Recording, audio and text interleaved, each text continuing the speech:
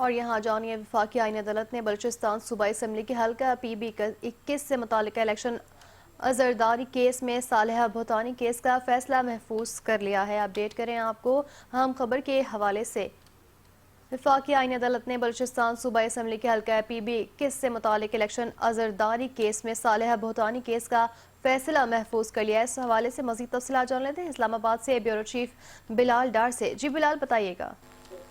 जी बिल्कुल, फैसला महफूज कर केस की समाज चीफ जस्टिस अमीनुद्दीन खान की सरबराही में 3 रुकनी बेंच ने की। समाज के दौरान वकील अली हसन जहरी और फारूक एच नाइक ने मौक़िफ़ इख्तियार किया कि इलेक्शन कमीशन की जानिब से वोटों की दोबारा गिनती का अमल दुरुस्त और कानूनी था।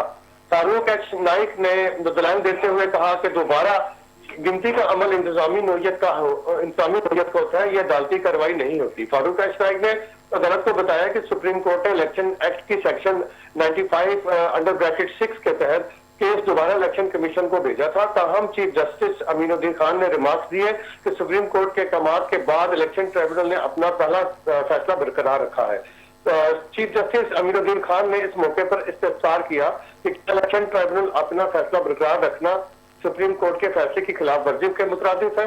अदालत ने फ्रीकैन के दलाइल सुनने के बाद केस का फैसला महफूज कर लिया है और मुतवक्को है कि यह फैसला जल्द सुना दिया जाएगा। जी बहुत शुक्रिया बिलाल डार तफसीलात के लिए।